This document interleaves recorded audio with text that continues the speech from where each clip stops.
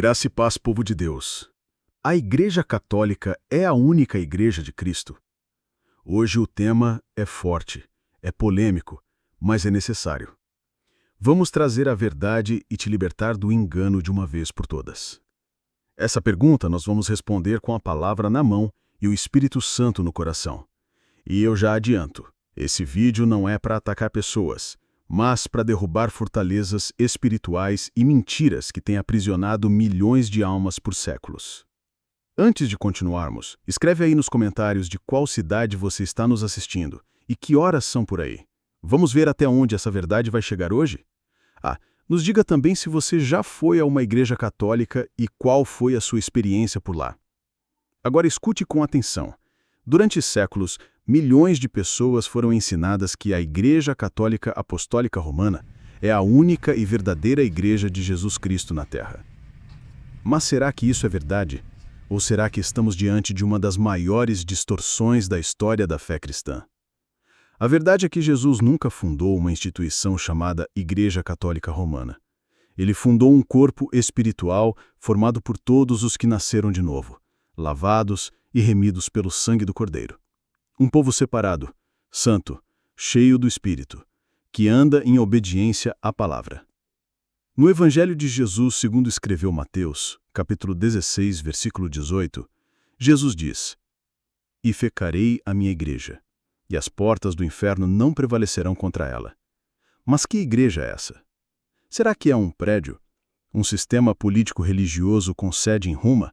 Ou será que é a igreja invisível, espiritual, composta por verdadeiros discípulos espalhados pelo mundo? A história da chamada Igreja Católica mostra que ela nasceu não nos tempos de Jesus, mas séculos depois, quando o Império Romano, liderado por Constantino, decidiu legalizar e misturar o cristianismo com práticas pagãs, criando um cristianismo de conveniência política. Foi assim que o cristianismo puro, que vinha sendo perseguido por Roma, foi corrompido e absorvido por Roma. E quando o mundo se mistura com a fé, o resultado é desastroso. As vestes brancas da noiva são manchadas pela lama da idolatria. O historiador Eusébio, do século IV, relata como Constantino fez do cristianismo uma ferramenta política. Ele converteu por interesse, construiu templos, criou cargos religiosos e inaugurou a união entre trono e altar, algo que Jesus nunca aprovou. Foi ali que começou a Igreja Católica, do grego katolikos, que significa universal. Mas essa universalidade logo se tornou império. E império não anda com o espírito. Anda com espada, com dominação e com controle de massas. Você sabia que por mais de 1000 anos a Bíblia foi proibida ao povo comum pela Igreja Católica? Ela era escrita apenas em latim, guardada nos mosteiros, e quem ousasse traduzir ou pregar algo fora da doutrina romana era considerado herege e queimado vivo. João Hus, William Tyndale, John Wycliffe foram mártires que derramaram sangue para que hoje você tenha uma Bíblia nas mãos. E quem os perseguiu? A Igreja Oficial, a Igreja Romana. Agora me diga, que Igreja de Cristo impede o povo de ler a palavra viva? Que Igreja de Cristo precisa matar para manter o poder? A verdade dói, mas liberta. E é por isso que hoje estamos aqui para dizer a única igreja verdadeira é a que se mantém fiel a Cristo, à sua palavra e não se dobra a ídolos, tradições humanas e sistemas mundanos. Vamos abrir a Bíblia e deixar que ela fale por si só. Êxodo 20, de 3 a 5, os 10 mandamentos, a base da aliança com Deus. Não terás outros deuses diante de mim. Não farás para ti imagem de escultura nem semelhança alguma do que há em cima nos céus, nem embaixo na terra. Não te encurvarás a elas, nem as servirás. Agora, me responda. Como uma igreja que afirma ser cristã tem milhares de imagens, estátuas, procissões e devoções a santos? Isso é uma clara violação do mandamento de Deus.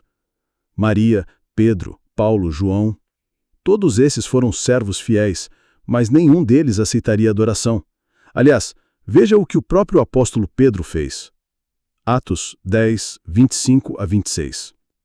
E aconteceu que, entrando Pedro, saiu Cornélio a recebê-lo, e, prostrando-se aos seus pés, o adorou. Mas Pedro o levantou, dizendo: Levanta-te, que eu também sou homem. Pedro recusou a adoração.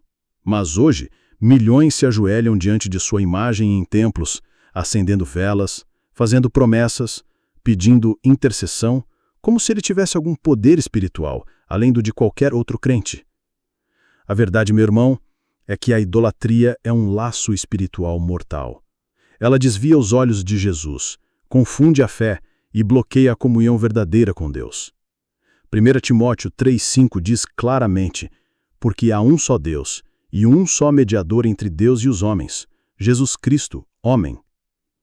Não é Maria, não é Santo Antônio, não é São Jorge, é Jesus.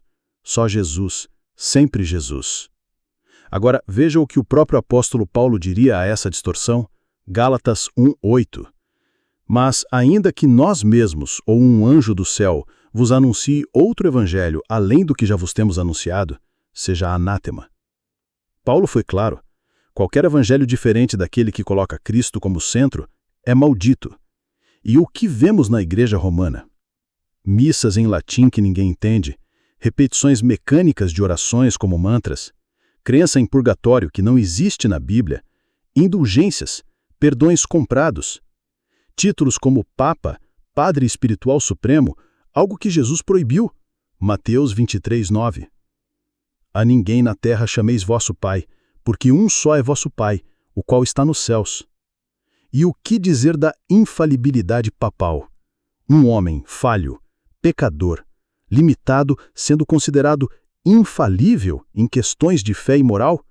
Isso é a usurpação da glória que pertence somente a Deus. Muitos católicos sinceros têm sede de Deus, mas estão sendo alimentados com doutrinas humanas, e é por isso que o Senhor está levantando vozes como a nossa, não para julgar, mas para alertar. Talvez você que está assistindo agora seja um católico fervoroso. Talvez até se sinta ofendido, mas escute. Se você ama a verdade, você vai investigar, vai ler a Bíblia por si mesmo, vai buscar o Espírito Santo, vai pedir discernimento. E quando fizer isso, vai ver que a verdadeira Igreja de Cristo não tem sede em Roma, ela tem sede nos céus. Ela não se curva a estátuas, mas dobra os joelhos em oração. Ela não confia em padres, mas no sumo sacerdote eterno, Jesus Cristo. Hebreus 7:25. Portanto, pode também salvar perfeitamente os que por ele se chegam a Deus, vivendo sempre para interceder por eles. O único que intercede por nós é Cristo. Maria foi agraciada, mas ela também precisou de um Salvador. Lucas 1:47. E o meu espírito se alegra em Deus, meu Salvador. Se ela precisou de um Salvador, então ela não é corredentora, nem mediana, nem rainha dos céus. Ela foi serva, e serva fiel sim, mas nunca digna de adoração. Irmão, essa é a verdade. A Igreja Católica não é a única igreja verdadeira. A única igreja verdadeira é a que se mantém no Evangelho original, na sã doutrina, na palavra viva e eterna. Hoje, o chamado é para o arrependimento. O Senhor está levantando muitos do engano. E se você está ouvindo isso e sentindo o coração queimar, isso é o Espírito Santo. Saia da idolatria, saia da tradição vazia, saia da religiosidade e entre na presença viva de Jesus Cristo. O único Senhor, o único Salvador, a única verdade, a única vida. Se essa palavra falou contigo, comenta aí, eu escolho a verdade. E compartilhe esse vídeo com todos os que precisam acordar.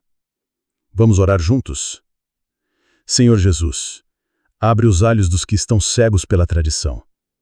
Liberta os corações do engano e faz brilhar tua verdade sobre os que ainda estão nas trevas. Revela o teu Filho, e que o teu nome e somente o teu nome seja glorificado. Amém. Se você chegou até aqui, é porque ama a verdade. Não se esquece, curta, se inscreve, comenta e compartilha. Nos vemos no próximo vídeo, se Jesus não voltar antes. No controle do alto, porque aqui a verdade é rei.